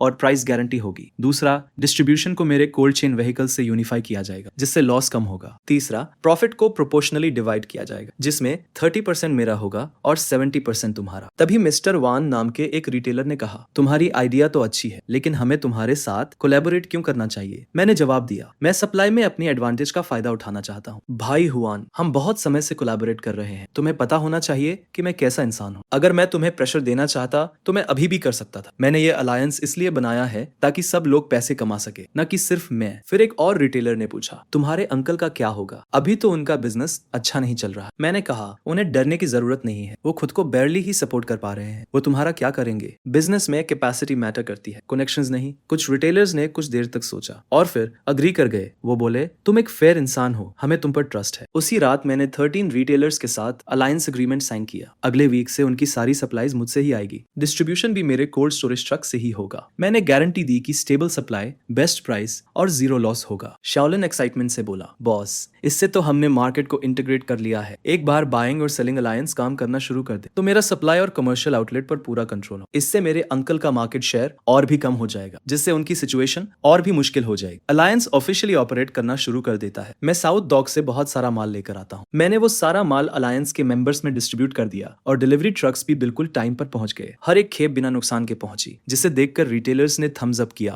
और कहा कि आय के साथ काम करना अलग ही एक्सपीरियंस है। जल्दी ही ये बात पूरे मार्केट में फैल गई कि आई ने एक बाइंग और सेलिंग अलायंस बना लिया। 1 डजन से ज्यादा रिटेलर्स उस अलायंस में शामिल हो गए। सब एक दूसरे को सपोर्ट कर रहे थे और बिजनेस भी पहले से बेहतर होता जा रहा। ये खबर सुनकर मेरे अंकल का चेहरा और भी उतर गया। मार्केट में उनका शेयर मेरी वजह से पहले ही कम हो गया, जिस पर अब रिटेलर्स के साथ मिलकर मैंने उनकी रही सही कॉम्पिटिटिवनेस भी खत्म कर दी। तभी मेरे बगल में खड़े एक आदमी ने मेरे अंकल से कहा, अब हम आई के साथ काम करते हैं, सप्लाई भी स्टेबल है और प्राइसेस भी फेयर हैं। हम वापस तुम्हारे पास क्यों आए? मैंने कुछ नहीं कहा और मैं बस अपने काम में लगा रहा। उसी शाम मुझे ओल्ड चन का कॉल आया। उसने बताया कि साउथ डॉक पर 2 और नए शिप्स आ गए हैं और सप्लाई पहले से कहीं ज्यादा अबंडेंट है। उसने मुझसे पूछा कि क्या मैं सप्लाई का वॉल्यूम बढ़ा सकता हूँ। उनके पास बहुत सारा माल पड़ा हुआ है और उन्हें स्टेबल आउटलेट्स की जरूरत है। मैंने कहा कि कोई प्रॉब्लम नहीं है। अब अलायंस के साथ मेरे सेलिंग चैनल्स पूरी तरह से ओपन है। मैं कितना भी माल अब्सॉर्ब कर सकता हूँ। कॉल रखने के बाद मैं कोल्ड स्टोरेज के दरवाजे पर खड़ा हो गया और अपने अंकल के स्टॉल को देखने लगा, जो सामने ही था। वो एक क्रेडिटर से आर्ग्यू कर रहे थे। आवाज बहुत ऊंची थी। क्रेडिटर उनका चेहरा पॉइंट करते हुए चिल्ला रहा था कि अगर उधार लिया है तो वापस करना होगा और एक्सक्यूजेस बनाना बंद करो। मेरे अंकल, जिनका चेहरा गुस्से से लाल हो रहा था, लगातार खुद को एक्सप्लेन करने की कोशिश कर रहे थे और कुछ और दिन का टाइम मांग रहे थे। वो स्वेयर कर रहे थे कि वो पे करने का कोई रास्ता ढूंढ लेंगे, लेकिन क्रेडिटर सुनने को तैयार नहीं था और उसने सीधे थ्रेटन किया, अगर तुमने इस वीक तक पे नहीं किया तो मैं तुम्हें कोर्ट में रिपोर्ट कर दूंगा। शाओलिन मेरे पास आया और धीरे से बोला, बॉस, मैंने सुना है कि आपके अंकल का डेट 1.5 मिलियन युआन से भी ज्यादा हो गया है। अगर वो अपनी प्रॉपर्टी मॉर्गेज भी कर दे तो भी पे करने के लिए पर्याप्त नहीं हो। वो सच में एक डेड एंड पर है। मैं चेंबर के दरवाजे पर खड़ा होकर पूरे मार्केट को देख रहा था, जो पूरी तरह से जगमगा रहा था। लोग इधर उधर आ जा रहे थे और मंजर काफी बिजी था। वहीं मेरे सामने मेरे अंकल का स्टॉल अजीब तरह से खाली पड़ा था। शाओलिन ने मुझसे कहा, बॉस, अब तो मार्केट में सब यही कह रहे हैं कि आप ही इस जगह के असली बॉस हो। आपके अंकल का दौर अब खत्म हो गया। मैंने कोई जवाब नहीं दिया, बस कोल्ड स्टोरेज का दरवाजा बंद कर दिया। कल एक और खेप किंग क्रैब्स की आ रही है। अलायंस के मेंबर्स ने पहले ही 5 लाख युआन के ऑर्डर्स बुक कर दिए हैं। ये मार्केट अब मेरा है। बाइंग और सेलिंग अलायंस 2 हफ्तों से चल रही थी और सब कुछ स्मूथली चल रहा था। कोल्ड स्टोरेज में मेरा daily cash flow 4 lakh yuan से ऊपर स्टेबल था और मेरा मार्केट शेयर 60% तक पहुंच गया था। उस दोपहर मैं कोल्ड स्टोरेज में इन्वेंटरी कर रहा था, तभी अचानक ओल्ड चेन का फोन आया और उसकी आवाज अर्जेंट लग रही थी। उसने बताया कि मौसम विभाग ने टाइफून का अलर्ट जारी किया है। एक सुपर टाइफून 3 दिनों में जमीन से टकराएगा और समुद्र में मौजूद सभी जहाजों को शेल्टर के लिए पोर्ट पर वापस आना होगा। इसका मतलब था कि कम से कम एक हफ्ते तक मार्केट में ताजी सी फूड की सप्लाई नहीं होगी। ये सुनकर मेरा दिल बैठ गया और मैंने तुरंत पूछा कि क्या वो अभी भी माल अनलोड कर सकते हैं। ओल्ड चेन ने कहा कि आज आखिरी दिन है, कल से सभी जहाजों को पोर्ट पर वापस आना होगा। उसने मुझसे कहा कि उसके पास अभी भी एक खेप बची है और पूछा कि क्या मैं उसे लेना चाहता हूँ। मैंने कहा कि मैं सब कुछ ले लूंगा और तुरंत वहां पहुंच जाऊंगा। फोन रखने के बाद मैंने शाओलिन को कॉल किया और हम सीधे रेफ्रिजरेटेड ट्रक में साउथ पियर की तरफ चल दिए। ड्राइव करते वक्त मैं सोच रहा था कि टाइफून की वजह से मार्केट में सप्लाई रुक जाएगी और सी फूड की कीमतें आसमान छू जाएंगी। अगर मैं पहले से ही काफी माल जमा कर लेता हूँ तो मैं न सिर्फ अलायंस के मेंबर्स के लिए सप्लाई सुनिश्चित कर पाऊंगा बल्कि मार्केट को भी स्थिर रख पाऊंगा। मैं शाम को साउथ पियर पर पहुंचा। ओल्ड चेन और उसकी टीम अर्जेंट तरीके से माल अनलोड कर रहे थे। पियर पर बहुत भीड़ थी। मैंने डिसाइड किया कि मैं सब कुछ मौके पर ही खरीद लूंगा और तुरंत 3 लाख युआन का पेमेंट ट्रांसफर कर दिया। ओल्ड चेन ने कहा, अरे ये टाइफून बहुत स्ट्रांग है, अच्छे से तैयारी कर लो। मेरा मानना है कि कम से कम एक हफ्ते तक इंटरप्शन रहेगी और मार्केट में स्टॉक खत्म हो जाएगा। मैंने सिर हिलाकर कहा कि सब कुछ कंट्रोल में है, मैं रात में ही सारा माल वापस मार्केट ले जाता हूँ। जब हम सब कुछ खत्म करते हैं तब रात के 11 बज चुके थे। शाओलिन और मैं सॉर्टिंग, पैकिंग और स्टोरेज करने लगते हैं। मैं कोल्ड स्टोरेज के बैकअप जनरेटर को अच्छी तरह से चेक करता हूँ ताकि तूफान के दौरान पावर कट ना हो जाए। अगली सुबह पूरे मार्केट में तूफान की अफवाहें फैलने लगती है। बहुत सारे स्टॉल ओनर्स अर्जेंट स्टॉक जमा करने की कोशिश कर रहे थे, लेकिन ज्यादातर शिप्स पहले ही पोर्ट पर वापस आ चुके थे, जिस वजह से कुछ भी खरीद पाना इम्पॉसिबल था। शाओलिन मुझसे कहता है, बॉस,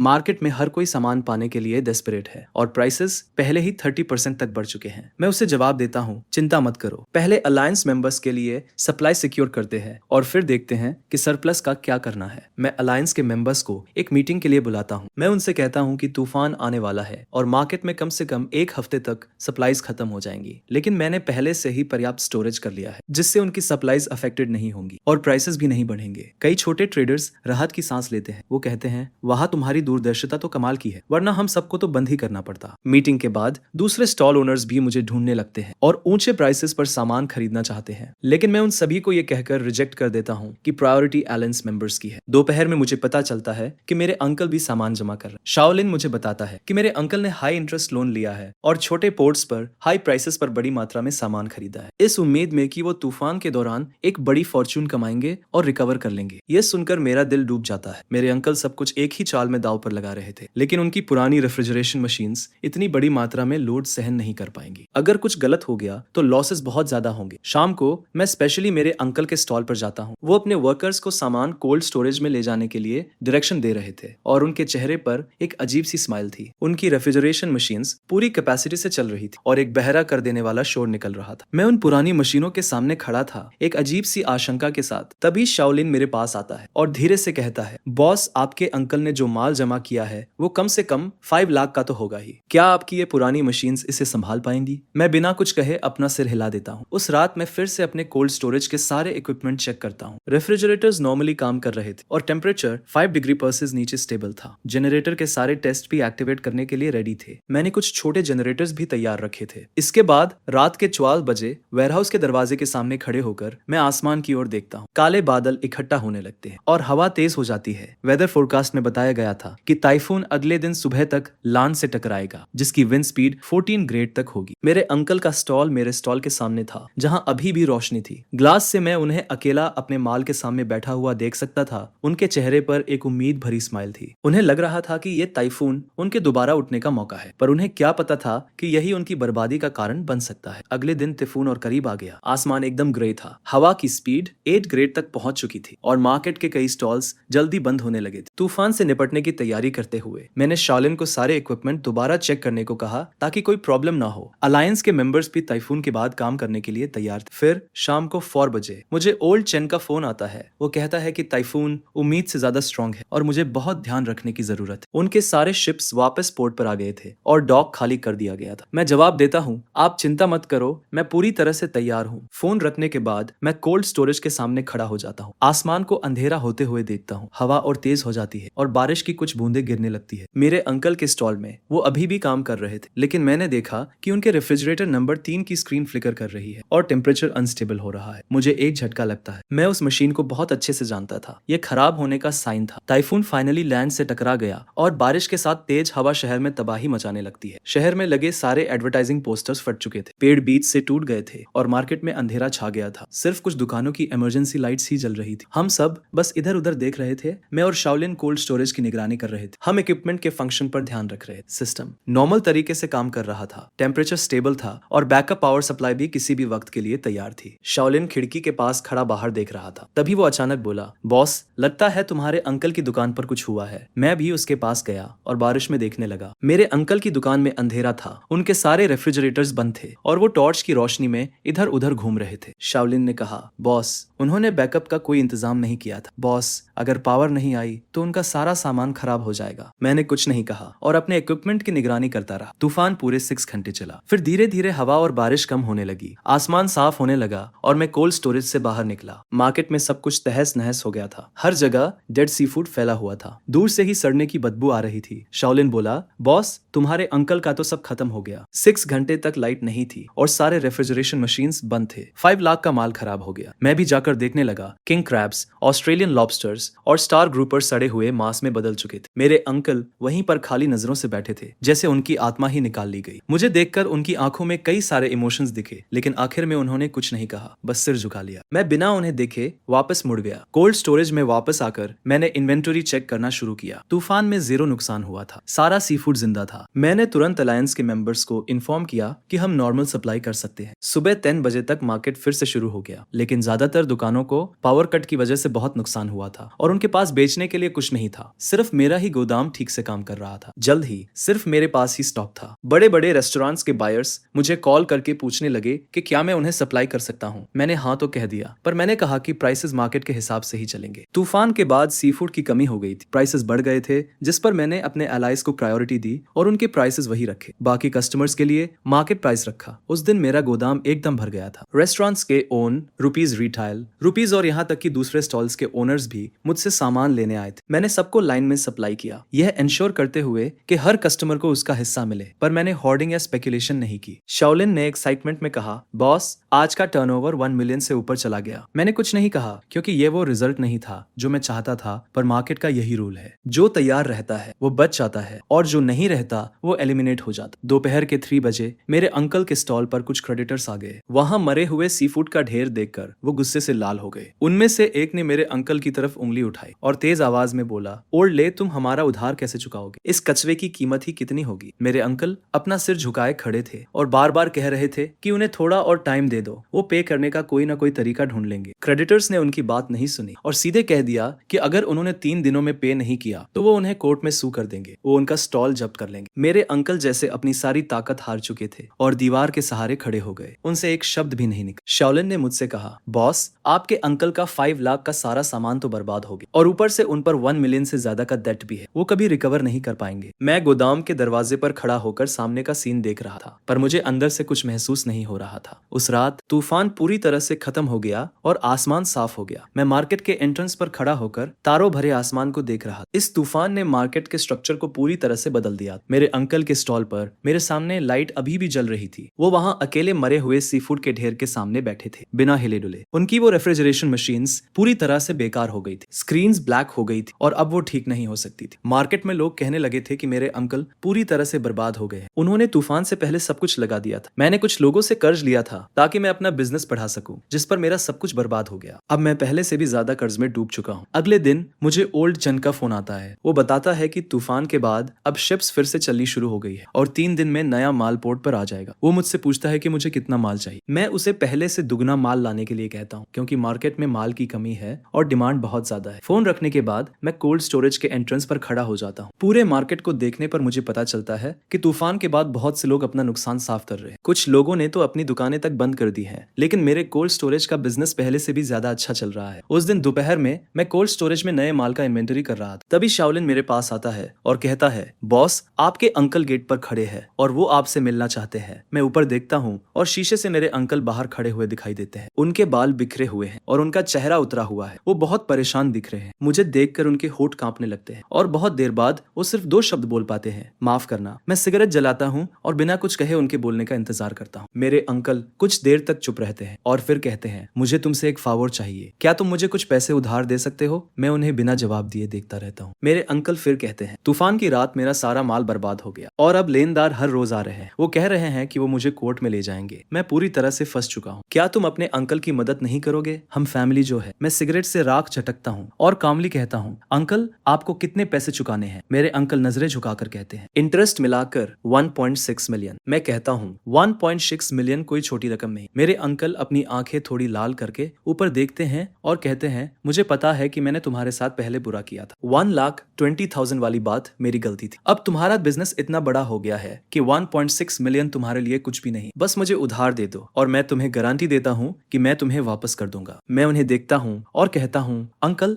आप मुझे वापस कैसे करेंगे? मेरे अंकल हैरान होकर जवाब देते हैं, मेरे पास अभी भी वो स्टॉल है, भले ही उसकी कीमत अब ज्यादा ना हो, लेकिन लोकेशन अभी भी अच्छी है। जब मैं ठीक हो जाऊंगा तो तुम्हें ब्याज के साथ पैसे लौटा दूंगा। ये सुनकर मैं हंसता हूँ और कहता हूँ, चाचा क्या सच में आपको लगता है कि आप ठीक हो पाएंगे? मेरी बात सुनकर चाचा एकदम चुप हो जाते हैं। उनका चेहरा शर्म से लाल हो जाता है। मैं आगे कहता हूँ कि तूफान आने से पहले मौसम विभाग ने चेतावनी दी थी कि सबको जनरेटर तैयार रखना चाहिए, लेकिन उन्होंने कुछ नहीं किया और डेस्परेशन में आकर सूदखोरों से कर्ज लेकर सामान भर लिया। ये तो उनकी अपनी गलती थी। अब जब सब कुछ गलत हो गया है तो मुझसे पैसे मांगने आ गए। किस हक से? मेरे चाचा कहते हैं, अरे हम तो परिवार है। मैं जवाब देता हूँ, चाचा जब मुनाफा बांट रहे थे तब तो मुझे परिवार नहीं समझा। 3065 दिन साल भर मैं तुम्हारे लिए काम करता रहा और तुमने मुझे सिर्फ 1,20,000 दिए, ये कहकर कि मैं तो बस सस्ता मजदूर हूँ। अब जब तुम मुश्किल में हो तो तुम्हें याद आ रहा है कि हम परिवार है। मेरे चाचा एकदम चुपचाप खड़े रह जाते हैं, जैसे उनकी सारी ताकत ही चली गई हो। मैं सिगरेट बुझाता हूँ और कहता हूँ, चाचा मैं तुम्हारी मदद कर सकता हूँ, लेकिन पैसे उधार देकर नहीं। ये सुनकर चाचा की आंखें चमक उठती हैं और वो कहते हैं, अरे बताओ, जब तक मैं इस क्राइसिस से उबर जाऊं मैं तुम्हारी हर शर्त मानने को तैयार हूँ। मैं कहता हूँ, तुम अपनी पोजीशन मुझे दे दो और मैं 1.6 मिलियन लगाकर तुम्हारे सारे कर्ज चुकाने में मदद करूंगा। मेरी बात सुनकर चाचा एकदम सन्न रह जाते हैं, बहुत देर तक कुछ नहीं बोलते। मैं उन्हें समझाता हूँ कि अब वो पोजीशन सिर्फ एक खोखला शेल है और सारे कूलिंग सिस्टम बेकार हो चुके हैं, कस्टमर्स भी जा चुके हैं और अगर वो मुझे नहीं देंगे तो लेनदार कोर्ट के जरिए उसे जब्त कर लेंगे। जब्त होने से बेहतर है कि वो मुझे बेच दे। कम से कम इससे उनके सारे कर्ज तो चुकता हो जाएंगे और वो जेल जाने से भी बच जाएंगे। मेरे चाचा का चेहरा पीला पड़ जाता है और होठ कांपते हुए वो कहते हैं, अरे ये पोजीशन तो 10 साल की मेरी मेहनत का फल है। जिस पर मैं कहता हूँ कि मेहनत से कर्ज नहीं चुकाए जाते। अब उनके पास सिर्फ दो ऑप्शन है, या तो वो पोजीशन मुझे दे दें, अपने कर्ज चुकाएं और नई शुरुआत करें, या फिर मुकदमे का इंतजार करें, पोजीशन जब्त हो और जेल भी जाना पड़े। अब वो खुद चुन ले। मेरे चाचा एकदम ठंडे पड़ जाते हैं। वो मुझे गुस्से से देखते हैं, उनके अंदर गुस्सा और निराशा दिखती है, लेकिन आखिर में सब हेल्पलेसनेस में बदल जाता है। फिर वो कहते हैं, अरे क्या तुम थोड़ा प्राइस बढ़ा सकते हो? जिस पर मैं सिर हिलाकर मना कर देता हूँ और कहता हूँ कि 1.6 मिलियन ही मार्केट प्राइस है। आजकल जो हालत है उसमें इतने में बिकना भी बहुत बड़ी बात है। मेरे चाचा थोड़ी देर चुप रहे और फिर सिर झुकाकर बोले, मैं सोचूंगा। जिस पर मैंने कहा, चाचा लेनदारों ने तुम्हें 3 दिन का टाइम दिया है, आज दूसरा दिन है, तुम्हारे पास सोचने के लिए ज्यादा टाइम नहीं है। मेरे चाचा ने कुछ नहीं कहा, वो मुड़े और चले गए। उनकी कमर झुकी हुई थी और वो बहुत धीरे चल रहे थे, जैसे अचानक 10 साल बूढ़े हो गए हों। उसी रात मुझे खबर मिली कि लेनदार मेरे चाचा की दुकान पर फिर से आ गए। इस बार वो कुछ और लोगों को साथ लाए थे और सीधे दुकान से सारा सामान निकालने लगे, ये कहते हुए कि अगर कल तक पैसे नहीं दिए तो वो उन्हें कोर्ट में रिपोर्ट कर देंगे। मेरे चाचा दरवाजे पर खड़े थे, उन लोगों को अपना सामान ले जाते हुए देख रहे थे और उनके मुंह से एक शब्द भी नहीं निकल रहा था। अगली सुबह मेरे चाचा फिर आए। इस बार उनके हाथ में एक डॉक्यूमेंट था, दुकान की प्रॉपर्टी का सर्टिफिकेट। वो मेरे सामने चुपचाप खड़े रहे। फिर आखिरकार उन्होंने मुझे वो डॉक्यूमेंट दिया और कहा, ठीक है मैं मान गया। मैंने डॉक्यूमेंट लिया, उसे देखा और कहा, चाचा हम आज दोपहर नोटरी ऑफिस जाएंगे और फॉर्मेलिटीज पूरी करेंगे। मेरे चाचा ने हामी भरी और मुड़कर जाने लगे। दरवाजे पर पहुंचकर वो अचानक रुक गए। उन्होंने पीछे मुड़कर देखा और कहा, तुम जीत गए। मैंने कुछ नहीं कहा, मैं बस उन्हें जाते हुए देखता रहा। उसी दोपहर मैंने फॉर्मेलिटीज पूरी की और तुरंत रेनोवेशन शुरू कर दी। पुरानी दुकान को तोड़कर कोल्ड स्टोरेज को बड़ा करने लगा। मैं वेयरहाउस के एंट्रेंस के सामने खड़ा था, उस दुकान को देख रहा था जो जल्द ही मेरी होने वाली थी। वो साइन बोर्ड जो 10 सालों से वहां लगा हुआ था अभी भी लटका हुआ था, लेकिन जल्द ही उसे एजी फूड से बदल दिया जाएगा। ट्रांसफर एग्रीमेंट पर साइन करने के बाद मैंने दुकान की रेनोवेशन शुरू कर दी और एक प्रोफेशनल टीम को हायर किया। मैंने अपने चाचा की पुरानी दुकान को अपने कोल्ड स्टोरेज से मिला दिया, पार्टीशन वॉल को गिरा दिया और स्पेस तुरंत डबल हो गया। मैंने 6 नई इंपोर्टेड रेफ्रिजरेशन मशीन्स का ऑर्डर दिया जो सबसे एडवांस टेम्परेचर कंट्रोल सिस्टम्स और बैकअप पावर सप्लाईज से इक्विप थी। मैंने डिलीवरी व्हीकल्स की संख्या बढ़ाकर 5 कर दी, जिससे मैं ज्यादा कस्टमर्स को सर्विस दे सकूं। रेनोवेशन के दौरान मार्केट में तरह तरह की बातें हो रही थी। कुछ लोग कह रहे थे कि मैं बहुत निर्दयी हूँ जो अपने चाचा को भी नहीं छोड़ता। कुछ लोग कह रहे थे कि अगर मेरे अंकल ने उस वक्त बेहतर बर्ताव किया होता तो उनका ऐसा हाल नहीं होता। मैंने उन बातों पर ध्यान नहीं दी और बस अपने काम पर फोकस किया। एक हफ्ते बाद मेरी नई दुकान बनकर तैयार हो गई। गई। एक बहुत बड़ी जगह थी, लगभग 1000 स्क्वायर मीटर्स की। 6 नई रेफ्रिजरेशन मशीन्स एकदम परफेक्ट लाइन में लगी हुई थी। डिलीवरी ट्रक्स दरवाजे पर पार्क किए हुए थे और सी फूड डिस्ट्रीब्यूटर का साइन सूरज की रोशनी में चमक रहा था। मैंने कोई सेरेमनी नहीं की, बस अलायंस मेंबर्स और कुछ इंपॉर्टेंट कस्टमर्स को बता दिया, लेकिन खबर फिर भी फैल गई। लगभग पूरा मार्केट ही देखने आ गया। बॉस जान कई रेस्टोरेंट ओनर्स के साथ मुझे बधाई देने आए। उन्होंने बिजनेस का साइज देखा और अपनी थंब ऊपर करके कहा, वाह, कुछ ही महीनों में तुमने मार्केट को इस तरह से इंटीग्रेट कर लिया। यह तो कमाल है। अलायंस मेंबर्स भी आए। 13 रिटेलर्स नई दुकान के सामने चेहरे पर स्माइल लिए खड़े थे। उन्होंने कहा कि तुम्हारे साथ काम करके इन 2 महीनों में हमने पिछले पूरे साल से ज्यादा कमाया है। मैंने कहा, अगर हम सब मिलकर मेहनत करेंगे तो फ्यूचर और भी बेहतर होगा। ओपनिंग के दिन डेली कैश फ्लो 1.5 मिलियन को पार कर गया। सुबह से रात तक ऑर्डर्स आ रहे थे। 5 डिलीवरी व्हीकल्स लगातार आ जा रहे थे और सारे कस्टमर्स को टाइम पर सामान मिल रहा था। शाओलिन ने मुझे अकाउंट बुक दिखाई और एक्साइटमेंट से कहा, बॉस, इस पेस से तो इस महीने हम 3 मिलियन का नेट प्रॉफिट पार कर लेंगे। मैंने हामी भरी। 3 मिलियन तो मेरे अंकल और मेरा पूरे साल का नेट प्रॉफिट होता था। अब एक महीने में इतना कमाना एकदम पॉसिबल लग रहा था। मैं दुकान के सामने खड़ा होकर पूरे मार्केट को देखा था। वो जगह जहां पहले मेरे अंकल की दुकान थी, अब मेरी थी। उस रात मैंने अलायंस मेंबर्स और की एम्प्लॉइज को मीटिंग के लिए बुलाया। मैंने उनसे कहा, अगले महीने से मैं 20% रखूंगा और आप लोग 80% रखेंगे। रिटेलर्स हैरान रह गए और वान नाम के एक आदमी ने कहा, बॉस, ये कैसे पॉसिबल है? आप सामान और डिस्ट्रीब्यूशन प्रोवाइड करते हैं और रिस्क भी आप लेते हैं। 20% तो बहुत कम है। मैंने जवाब दिया, भाई वान, अब मेरा बिजनेस बढ़ गया है और वॉल्यूम भी बढ़ गया है, तो 20% कम नहीं है। आप लोग ज्यादा कमाएंगे तो आप लोगों को मेरे साथ काम करते रहने की मोटिवेशन भी मिले। कई रिटेलर्स की आंखें नम हो जाती है और वो कहते हैं, तुम्हारे साथ काम करना वर्थ इट है। मीटिंग खत्म होने के बाद मैं उस स्टॉल के सामने खड़ा रहता हूँ जो मार्केट की रोशनी से जगमगा रहा है और लोग इधर उधर आ जा रहे हैं। सब कुछ बहुत बिजी है। शाओलिन मुझे बताती है कि आज अंकल मार्केट आए थे। वो एंट्रेंस पर बहुत देर तक खड़े रहे, हमारे नए स्टॉल को देखते रहे और फिर बिना कुछ कहे चले गए। अंकल वो 1.6 मिलियन लेकर अपनी सारी डेट्स तो चुका देते हैं, लेकिन इस मार्केट में 10 सालों में बनाई उनकी फाउंडेशन पूरी तरह से खत्म हो चुकी। अब वो बस एक कॉमन आदमी है। अब वो पहले जैसे अरोगेंस से भरे स्टॉल ओनर नहीं रहे। देर रात में स्टॉल का डोर बंद कर देता हूँ, आराम करने के लिए रेडी होकर। जब मैं मार्केट के एंट्रेंस से गुजरता हूँ तो मुझे एक फेमिलियर फिगर वहाँ खड़ी दिखती है। वो अंकल थे। वो मार्केट के एंट्रेंस पर खड़े थे, अंदर की ब्राइट लाइट्स को देख रहे थे, साइन बोर्ड को देख रहे थे।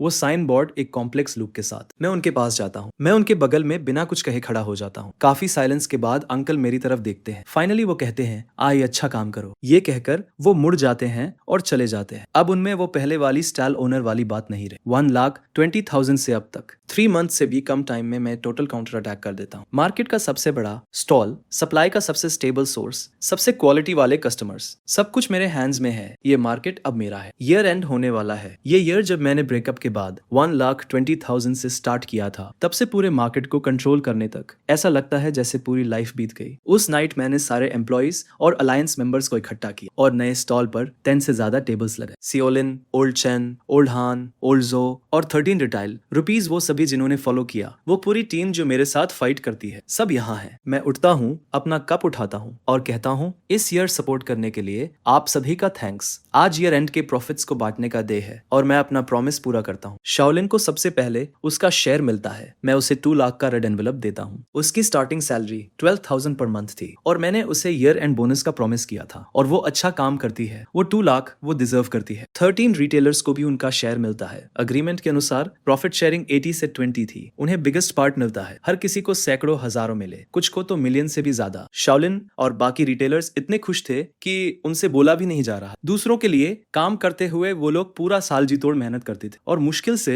1 लाख कमा पाते थे। आय के साथ कुछ महीने काम करने के बाद उन्होंने पिछले कई सालों से ज्यादा कमा लिया। मैंने कहा, अगर सब लोग मुझे फॉलो करते हैं तो मैं किसी को निराश नहीं करूंगा। चलो अगले साल और मेहनत करते हैं, ये और भी बेहतर होगा। पुराने चेन और बाकी शिप कैप्टन्स भी आए और मैंने हर एक को खूब सारे गिफ्ट्स दिए। इस साल सपोर्ट करने के लिए उनका शुक्रिया अदा किया। पुराने चेन ने मेरी पीठ थपथपाई और कहा, आए, तुम एक लॉयल और बहादुर लड़के हो। हमने तुम पर ट्रस्ट करके कोई गलती नहीं की। काफी ड्रिंक्स के बाद माहौल और भी गर्म हो गया। कुछ रिटेलर्स इन महीनों में जो हुआ उसे याद करने लगे। वो बता रहे थे कि कैसे शुरुआत में मार्केट में किसी को मुझ पर भरोसा नहीं था। वो सोचते थे कि मैं इतना जवान होकर अपने अंकल को कैसे हरा पाऊंगा, लेकिन किसने सोचा था कि कुछ ही महीनों में सिचुएशन पूरी तरह से बदल जाएगी। बानकेटे खत्म हो गया और काफी देर हो चुकी थी। मैं स्टॉल के सामने खड़ा था, तभी शाओलिन आई और उसने मुझे एक अकाउंट बुक दी। उसने कहा कि ओपनिंग से लेकर अब तक टोटल कैश फ्लो 23 मिलियन है और नेट प्रॉफिट 8.5 मिलियन है। मैंने बुक ली और नंबर्स देखे। पिछले साल अंकल के साथ पूरा साल काम करके टोटल फ्लो